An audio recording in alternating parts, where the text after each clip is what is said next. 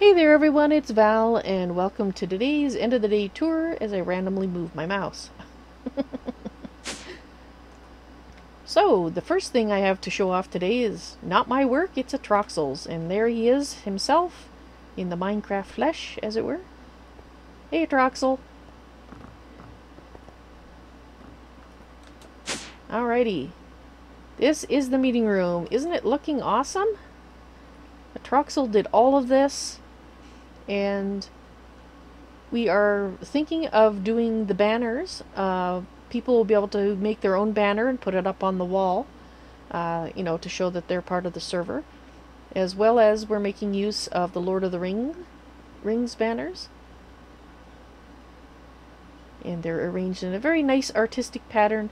Hopefully there is not too many of them side by side with sworn enemies, otherwise we might be receiving very upset letters from various envoys of the Middle-earth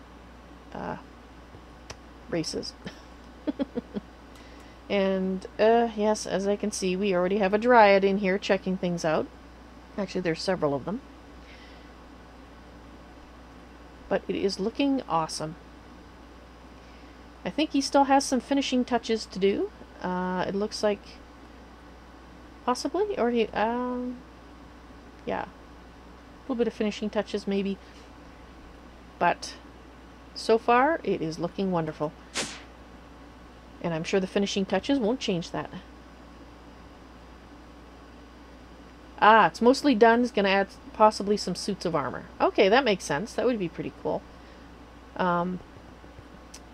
Yeah, the finishing touches, possibly the Lord of the Rings armor. That would look pretty cool on the stands as well. Alright, so the other thing, what have I been doing today? I've been doing lots of different things, actually. The first thing I should show you is... yeah, we'll go this way. Basically, I realized when I was going around getting my mining system working again, moving my lava generator and lava pump to a different location, I realized that the portal from Wyvernburg goes to a different place in the end, or in the nether, than where I had placed our arrival area from the Nexus. So we actually have two spots now. So what I did is I created another room. This is for the one that comes from Wyvernburg. You can go to the nub, which is the official arrival room, which is the one you get to from the Nexus. So we just, pop right over there, and you can go back to the Nexus from here. However, you may notice there is no way to go directly from here to wherever the Wyvernburg portal is down here. And that reason is you have to hoof it, because to get to Wyvernburg you need to do a series of quests to get there. Unless you have already, know exactly where it is, and you can walk there if you really want to. But since it is accessed by quest normally, and that location that Wyvernburg sends you to is also to do with the quests, we don't want you going directly easily on the server from here to there. So that's why I don't have two-way. But anyway, so that's all sorted out. And actually, so in the end it worked out that I didn't have it directly connecting to Wyvernburg. So it's the fact that I kind of messed up and had it in the wrong place worked out in the end. I like it when that happens. Not when I make errors like that, but when they work out that to be the best thing to do in the first place. Then it's like, well, subconsciously I knew this, and I did it on purpose, but it's all subconscious, right? At least that's what I tell myself. Alright, so I did some playing with Aura Cascade today, and I also learned something interesting about barrels, which has been around for a long time and I just didn't know about it. So I'm going to tell you about both those things, if I can remember where the entrance to my underground base is. I hate the fact that I can never remember it. It's like this mental mental blank. Every time it's like, okay, well, I go this way. Well, I always forget. It's to the west. Let's see if I can remember that. I wouldn't bet on it. Alright. So, I did a little bit of playing with Aura Cascade over here. It's busy doing some work, as you can see. I'm still learning it, so I can't really, explain it well at this point. What I can tell you is that things that you put on the floor near the various machines does not despawn. So you don't actually place items into these blocks. They don't have a GUI. You drop things on the floor near them. You get... Actually, let me go grab some so I can show you. We need some crystals.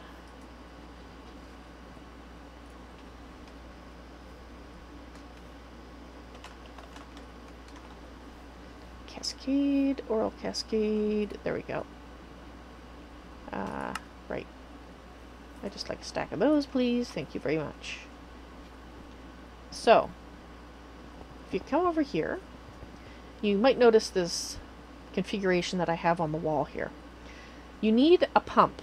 So the one I'm using is the basic pump, which is the burning aura pump. It burns anything that a furnace burns. And you notice the bit of graphical display going from here to there is not white. And the reason for that is it's showing you first that that's the pump sending it up. And secondly, that color and the formation of that looks different than the particles going from the various ore nodes. And that's, I think, so you can tell what's the pump and what isn't. Because I think at some point you could have a lot of different colored things around. You make the aura nodes with these, I believe. Let me find it. No, sorry. You make it with redstone and glass pane. So it's actually pretty simple. And the thing with... Think of aura like water. It flows downhill. It doesn't go uphill. But it also flows on a level plane for the most part. I'll say for the most part. Because it seems to work coming across this way. So that's the level, like water seeking an equilibrium across the floor. It's not water, obviously. It's aura, so it does have differences from water, but just go with me, Think of it as water just to start with. Flows downhill. The pump takes aura and pushes it up. And you might ask, well, where is it getting the aura from? And the aura comes from aura crystals. And what you do is you put it into the pump. You can see I put a lot of white aura into here. And I'm just going to drop, in fact, the whole stack here on it. And you'll see, poof! And it's all gone in there. It's all stored into the pump. And the pump is sending it out. Each one of these nodes will seek an equilibrium, so they'll tend to have a very similar amount in them once they've been running. But, so you can see 485, 584. So the aura is flowing across. It's also going down, and that's to allow the cascading processor to function. The cascading processor is used to make special ingots like this. There is no recipe in NEI at this point. However, there is the Encyclopedia Aura, and I haven't watched any YouTube videos or anything on this yet. However, the book is very good. It does give you a lot of information. It has a walkthrough, which I couldn't get the tutorial to work. I don't know if it's just my error or if it's got a problem right now. However, there is a video walkthrough, so I think it'll, take you to a page where you can watch a YouTube video, most likely. But going through the pages here actually gave me a lot of information, enough so that I could start to figure things out. And of course, I had a couple people in chat who knew more than I did, and they helped sort me out when I was getting more confused than I ought to. Let's see, what else should I explain about this as I go? The pump, it can all these things can contain more than one color. Right now I just have white aura stored, and does seem to be that aura only lasts for a certain period of time, as best I can tell. I could be wrong on this. I just want to let you know that up front here. But I had put a whole stack of yellow gem or crystals into the pump over there, and I don't see any yellow aura anywhere in this system. It's just not there. So it looks like it dissipated. I'm not sure what happened to it, but it's not here anymore.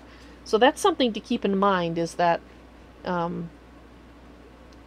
there is probably devices in here to store aura. I just don't have any yet, and I don't know how they work yet. So when you're starting out, just be aware that they does look like they dissipate. Alright, so what else should I explain? This I haven't used yet. It's a cascading smelter. You can drop ingots or drop like ore on the ground beside it, and it will process it. I think I said anything on the ground nearby, it won't despawn. So I have tested that extensively today by leaving stuff lying around, and they have not despawned, so that's good. I don't know if it would affect things that are not used by the objects, so I wouldn't just throw anything down beside them, but you need to throw down the things that they expect. Yes, the cascading processor, to make these ingots, you basically, there's one for each color of crystal, and you use an iron ingot plus a piece of wool of the appropriate color. So for an arcane white ingot, it would be 1 iron ore and 1 piece of white wool. If I wanted to make a violet one, I need 1 iron ore and 1 violet wool. You can't put down more than that. I put down like 12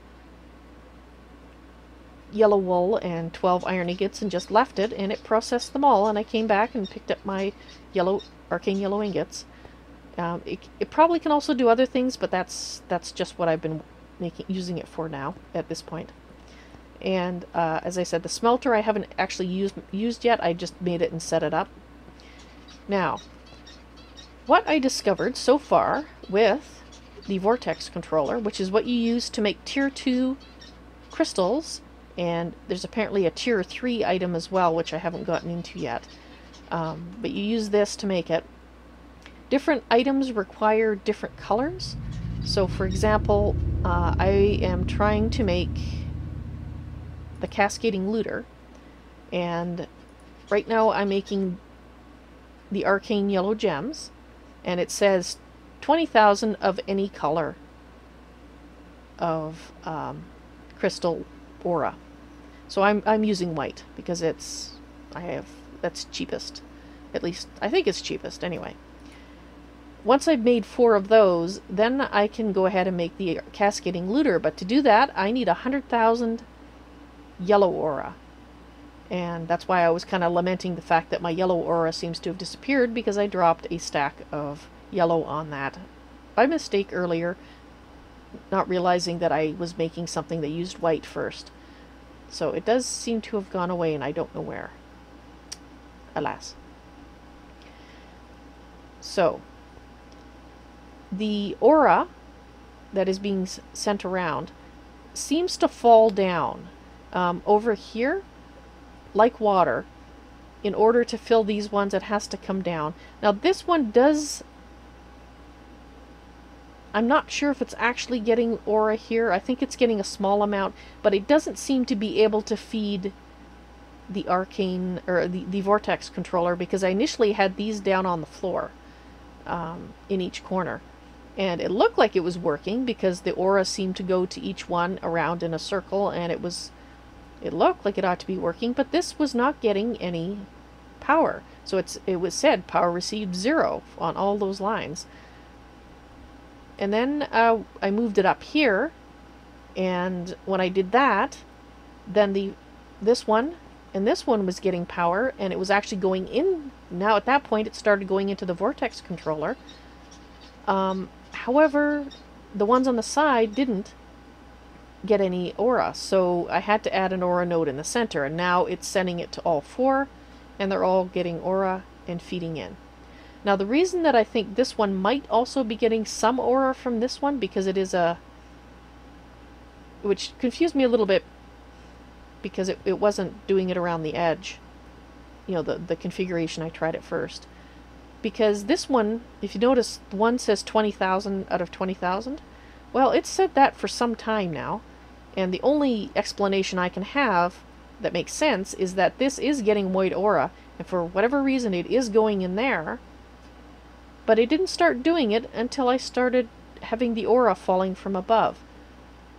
So all I can think is that because I have the aura falling from above, this is working, but this is still accepting aura from over here. And since there's no way for it to distinguish between aura that it got from above or from the side, it's all just going in there. So just something I observed. It was interesting. Right, so this is going to continue to take a while. I am looking at upgrading to a different pump. In fact, I was looking at doing, let's see if I can get there, making the projectile pump. It absorbs certain projectiles thrown into it. You can use snowballs. You can use arrows, which are second best.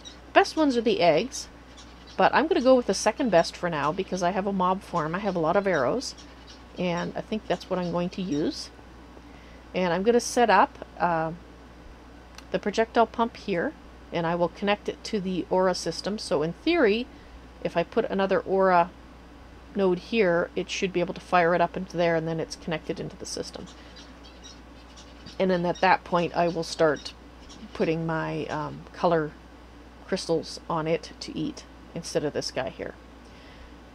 So that brings me to the thing that I was educated about, thanks to Pied Piper in chat, about how bspace barrels work. I have seen bspace barrels for some time.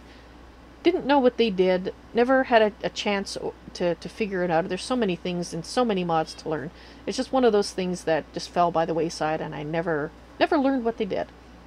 Well, you know, I really wish I had taken the time to figure out what it was before, because it's awesome. If you already know what bspace barrels do, then you already know what I'm about to say. But if you don't, well, let me pass this information along because it is very cool. You will need a bspace tuning fork. You will need the bspace upgrade.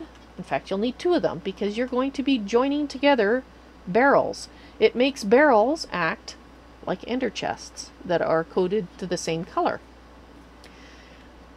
So basically, you use a tuning fork on one barrel, and then go over and tap another barrel with the same that same tuning fork, and it links them together. And what you see in one barrel is what you see in the other barrel. So this barrel is linked to my mob storage area downstairs, and so when I process skeletons in my mob grinder and collect the arrows down there, they will be available here for me to use as fuel for my Aura Cascade system, and I think that is awesome. Now, just a few caveats that I learned. You will want to make sure you've upgraded your barrels as much as you want before you apply the bspace upgrades and then link them, because otherwise, if you want to change, you want to add more capacity to the barrel, say for example, you will have to empty the barrel before you can do that. You can't. There may be a way to unlink them. If there is, I don't know what it is. If you know, let me know in comments. But basically what I did is I would just break the barrel and put it back together with the additional upgrade that I wanted, which if you have a lot of stacks, that's probably going to cause you some issues. The other thing I learned is that once you start the tuning fork, it only holds that resonation for a certain period of time. You'll see a little green bar shading to red on the bottom of the icon as time passes. So you pretty much want to have your barrels that you're linking close together when you link them. Then you can pick them up with a dolly and move them where you want them. It just, instead of running frantically across your base trying to get to the other barrel before you run out of time. Yeah, depending on the size of your base, that may or may not be a problem. Let's see. Oh, yes. And if you have items in one of the barrels that you're linking, make sure you choose that barrel to hit with the resonating, the tuning fork first. Because otherwise, if you pick the empty barrel first to try to link to a full one, it'll say that you can't do that. But you can if you pick the full one first and link it to the empty one. Alright, I think that's everything that I learned about. It is a shift right click, as a lot of things are, in order to do the tuning fork thing. In fact, I think I can do this without breaking anything.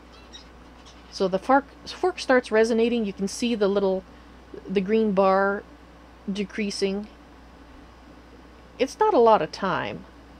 And, you know, if you're like me and you have a rather spread out base, yeah, dollies are your friend. Definitely. Alright, well, I think that's it for today. That's all the things that I discovered and did and got distracted by. So, whoops, that's the back of my head. It's not very informative. There we go. So guys, thank you very much for watching this tour. I hope you enjoyed it, and I hope to see you in the stream sometime. Y'all take care now. Bye.